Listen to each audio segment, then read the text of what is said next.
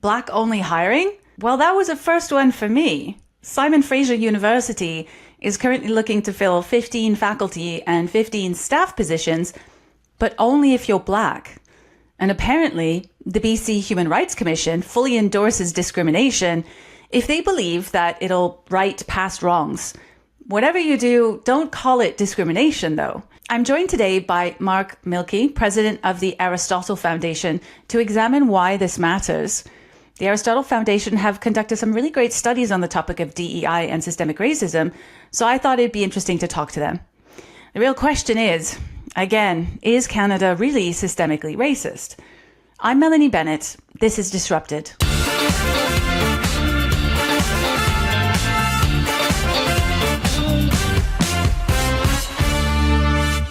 Mark, thank you so much for joining me today. I'm really looking forward to talking about DEI.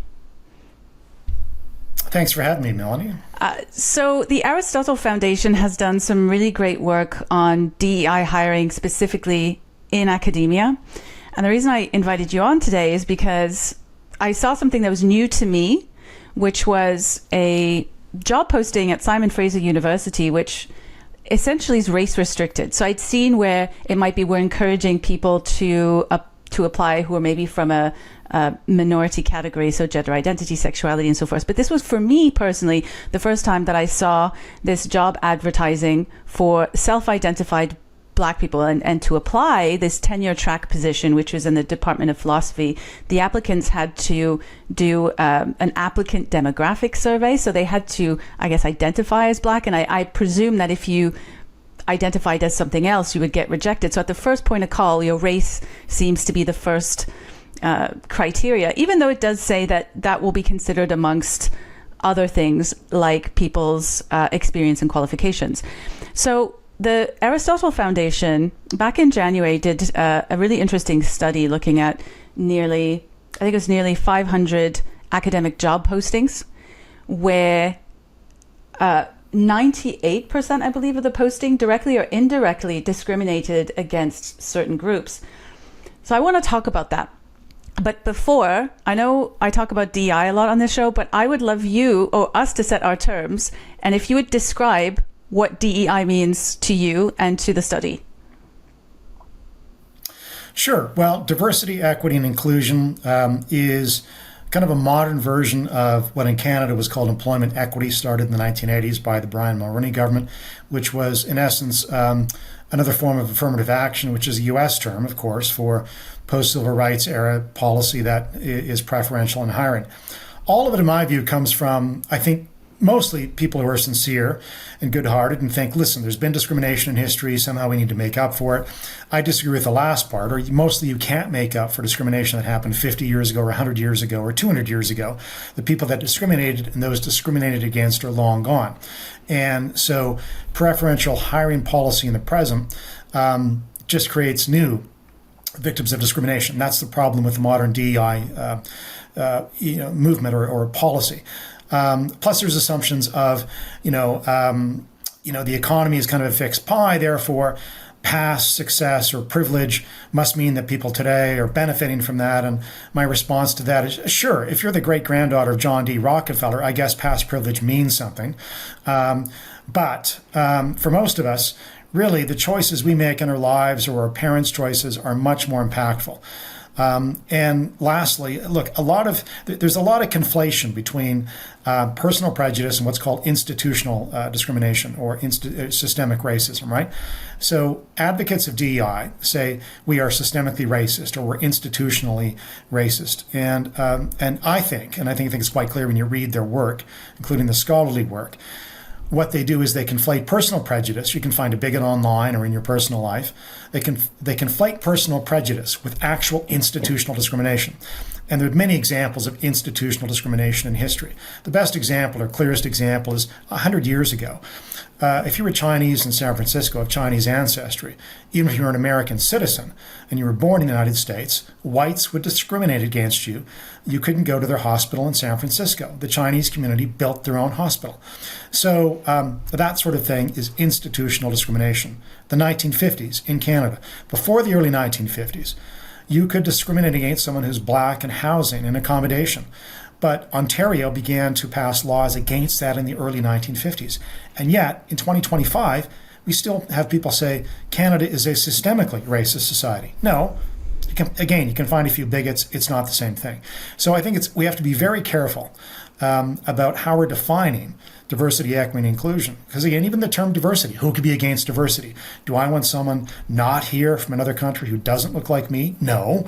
I think immigration is a reality of human history. In most cases is beneficial, not all. Distinctions need to be made. But DEI as a policy has basically become what you just described at SFU, a way to discriminate against someone who's the wrong skin color in today's society, as opposed to what the wrong skin color was a century ago. It's all illiberal then and now. It's anti-merit, it's anti-individual. Yeah, I want to touch on this idea of systemic discrimination because we're told this is to rectify systemic discrimination, but even in the advert, it refers to the BC Human Rights Code section 42, which I was a bit unfamiliar with the BC code, so I had a look, and it's apparently colloquially known as the Affirmative Action Programs section of the BC Human Rights Code, and it's not considered discrimination in this section if a program or a selection criteria for employment, for example, is designed to improve conditions for disadvantaged groups. But the key point here being groups, so disadvantaged groups of people. But is that not creating systemic discrimination in and of itself by doing that?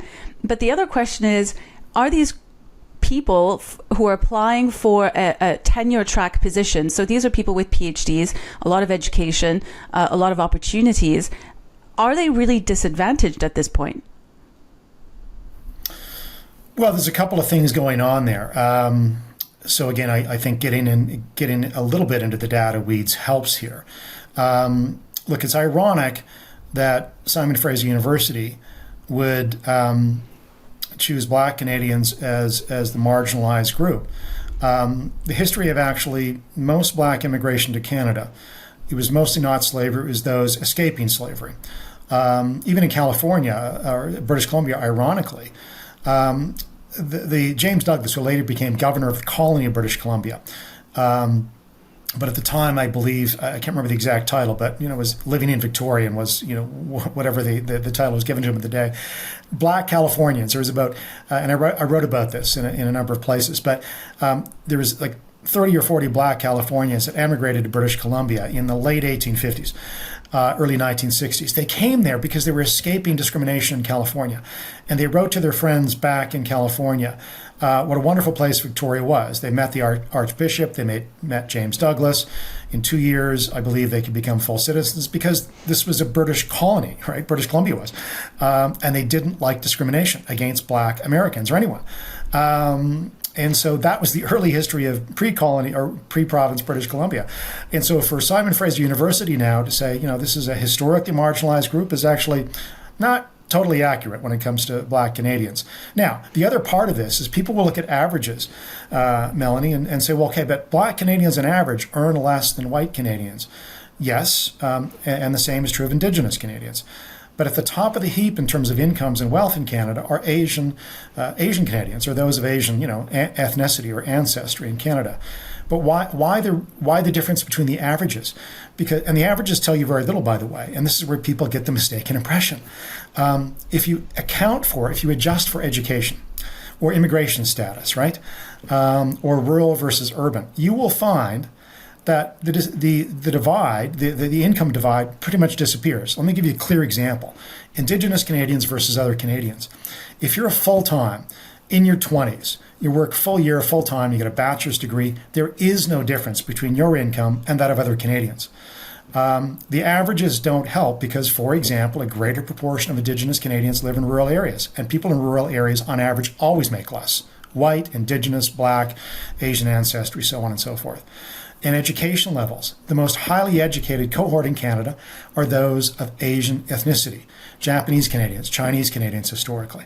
And so you have to account for those inputs, so to speak. It becomes a bit, wonky, but you have to look at that. If you just look at averages and say that group must be discriminated against, let's suppose we get, a million immigrants from, country purple, in the next year, and it's a very poor country, and they don't have an education, and they don't know English or French, we would expect their incomes to be lower than other Canadians or even other new immigrants, as opposed to someone coming from, say, Hong Kong or Singapore. So the problem with DEI and Simon Fraser's picking up people based on ethnicity, skin color in this case, et cetera, is that they don't look at the reasons why there are differences in the averages. And once you do that, it's not that discrimination could never impact incomes. I mean, Thomas Sowell has written about this a lot in the United States, most famously. But you tease out the data and it doesn't show. Yeah. Well, it's not just Simon Fraser. BC does seem to be a hub for race-restricted hiring. The UBC in the Aristotle... It's across the country.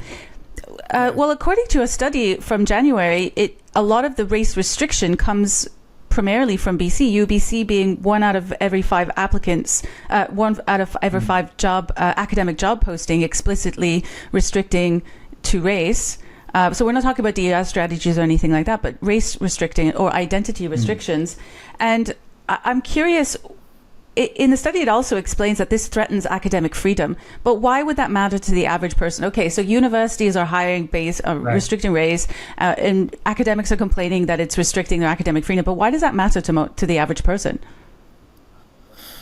Sure, there's a number of things. Yes, and the reference to the study we did in January, you're correct. UBC was probably the worst offender in terms of active discrimination. But what we found is out of the 500 job ads across the country, the 10 largest universities in each, one in each province, we found that, as you mentioned earlier, about 98% have some mention of DEI, either just as a, what's your view on this when you apply, give us a statement, or we adhere to this.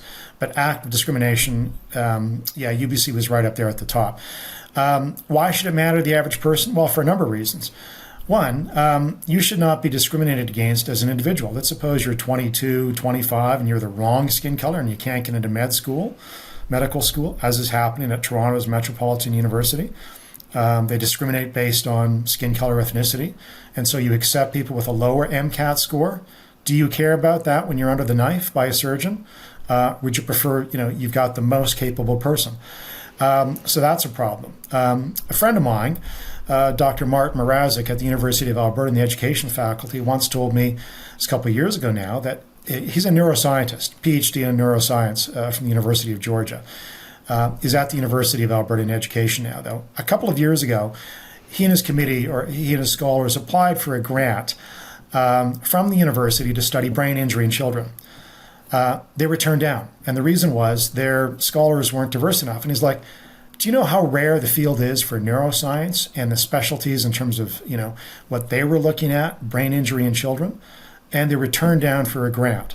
So that's the problem with discrimination. And frankly, it ramps up tribalism. Again, look, I don't care if an entire faculty is all Black, all Japanese Canadian, all East Indian, all Indigenous Canadian. If they're the most competent people, they are exactly who should be hired. But that's where you want to go, is getting people's attention off of, we think you had some historic discrimination, and not to be blasé or flip about it. But look, discrimination has been pretty much a big part of the world until about the 1950s and the 1960s. And it was in the Anglosphere, Canada, the United States, the UK, that we really tried to root this out for a whole bunch of reasons, way ahead of the rest of the world. And now that's being used as kind of there was some historic discrimination then. Okay, again, it's been outlawed in the Anglosphere in most countries I'm aware of in the Anglosphere for 70 years. Yeah, so you touched on something that's been worrying me a little bit, is unintended consequences from some of these policies, tribalism being one of them. If people perceive that certain groups of people are being elevated on the basis of their ethnicity, skin color, sexuality, and so on and so forth. I mean, it's a human instinct to be like, well, why are they getting something and we're not? And I worry that we are seeing things like that on the street. I mean, just yesterday, Francis Widdowson and Jim McMurtry were in BC at Kamloops talking about the residential school mass graves, and they were just shouted down. There's just like a thought-stopping cliches, and on the topic of this idea that woke is dead, right? So these DEI policies, all this woke is dead. In America, we're seeing it fade a little bit. There seems to be going out of favor in some places. But in Canada, I'm not seeing any evidence of this. I could be wrong. Maybe you are. But the fact that we're still seeing, almost a year on from your Aristotle study, we're still seeing the same race restrictions. I don't see any sign of it letting up. We're seeing, in Toronto for Remembrance Day, it wasn't just a land acknowledgement. It was and I know this is slightly tangential, but a land acknowledgement with an ancestral acknowledgement, where I think they were talking about, for Indigenous people and new coming settlers and immigrants and people who suffered from the transatlantic slave trade and so on and so forth. And so I don't know, are you seeing it let up in any way? Do you have any hope that this is sort of abating? Not really. No, not really. I mean, occasionally you might see university executives say, "Oh, we don't discriminate," and then you look at the job ads very carefully. It's discrimination under a different name now or something like that. But no, and even the United States, I gave a talk to the FAIR. I forget what the acronym means, but it's a group of university academics across North America, and they have local chapters. But FAIR Canada several months back, and with some U.S. scholars on it as well, and they said, don't think that DEI is really going away that much. Again, it's being renamed, hidden, rebranded, whatever you want to call it. So people who want to discriminate, in this case, they think they're right to do so, are endlessly creative in finding ways to do so. Again, I think it's wrong. I think it's anti-merit and illiberal, as I've mentioned. But no, and in Canada in particular, it's pretty entrenched and has been since the 1980s, but also because of the Constitution. We have a different constitutional setup. So Section 15.1 of the Constitution is the Equality Clause. You're supposed to be treated equally as an individual. Section 15.2 was kind of the escape clause from that, though. I'll paraphrase the language, but historically marginalized groups, for the purpose of ameliorating historic discrimination, et cetera, Section 15.2 allows. And Professor Bruce Pardy at Queen's University, professor of law, wrote a study for us as well about a year ago on this very thing, where the courts are even interpreting Section 15.1, the Equality Clause, as an equity clause. And again, it gets into the weeds a bit, but your audience should know this. Equity is kind of like the old Marxist concept of equal outcomes, right? As opposed to equal opportunity, where equality is supposed to be about equality of opportunity and treating people as individuals. And Bruce Pardy found that the courts are starting to interpret Section 15.1 even as equity, not equality of opportunity. So literally, you could not go to the court and end up at the Supreme Court and say, I'm discriminated against because of my skin color. This should not be allowed to stand, because the court would look at you and say, Section 15.2. And they might also say Section 15.1. And in fact, this has happened. Let me give you a clear example from British Columbia. It goes back some ways, but I think it's poignant. 20 years ago, I did a lot of work with a group called the BC Fisheries Survival Coalition. Briefly, the commercial fishery in British Columbia, which existed for at least a century or more, was made up of all sorts of people, including 30% Native Canadians, Native British Columbians. The federal government in the late 90s decided it needed to start having a Native-only fishing day on the West Coast. The problem with that is some days there's only one day to fish on the West Coast. And so if there was a Native-only fishing day, the commercial fishery, which had everybody, including natives, could not fish that year, and you had no income. And eventually this was taken to the Supreme Court. Before it was, though, I talked to a lady who was part of, non-native in the commercial fishery. And she gave a poignant historical example. She said, my grandfather, who was Japanese ancestry, as am I, was discriminated against in the 1920s by whites because he was not not white. 100 years later, or 80 years later, this was the early 2000s, she said, same thing's happening to me. I can't fish today on this native-only fishing day because I'm not native. That's the problem. And yet this went to the Supreme Court, and guess what? They said Section 15.2. There was no need for this again. The commercial fishery was integrated, 30% native, people got along, division was created. This is the problem with DEI policy, is again, and frankly, it's condescending. I had just this past weekend, someone write to me from Ontario. He's 84 years old. He came from South Africa, and he was discriminated against under the apartheid regime because he's black. He said, don't go down this road, Canada. Literally, I'm paraphrasing again, but this is what he wrote. He was disturbed by what he's seen in Canada on this. Yeah, there's so many Canadians from countries who've suffered under various awful policies that have been trying to raise the alarm, and it doesn't seem that anybody's really listening. So I appreciate that. Is there anything interesting coming up with Aristotle Foundation that people should know about? Well, we're going to do a lot more work on DEI precisely because it's illiberal, it's anti-merit, it's anti-individual. And, again, it doesn't matter what your background is. Our vision of Canada is one where, we look at each other based on merit and character, the old Martin Luther King vision, even though, the postscript there is, Martin Luther King even favored affirmative action. And again, I can quasi-understand why. But anyway, I think he was absolutely right that we should value character above all else and merit. And so that's really where policy should go. We just think Canadians need to understand and not look at people as part of a collective first, but treat people as individuals because we're all wonderfully, unique. And, we can't go into today, Melanie. I mean, there's reasons why you want to, in some cases, make up for the past, right? If it's the 1950s, you want to pay Japanese Canadians compensation for putting them in internment camps. It was utterly wrong what the government did, stealing land and property and putting people in internment camps because of how they looked or their original ethnicity. There are times where you do compensate people for past wrongs. But DEI is way too broad in terms of policy. And it assumes racism really explains most outcomes when it explains very little in a modern, open, liberal democracy. Yeah, well, I, for one, will be looking forward to that. So thank you so much for joining me today, Mark. I don't think DEI or even woke culture is going anywhere for now. And as it poodles on, I don't think that I'm the only one predicting growing division between groups caused by illiberal idealism. In the meantime, I'm definitely going to keep following the research developments from think tanks like the Aristotle Foundation and others. And if you enjoyed this breakdown, don't forget to like and subscribe so you don't miss future episodes. For True North, I'm Melanie Bennet.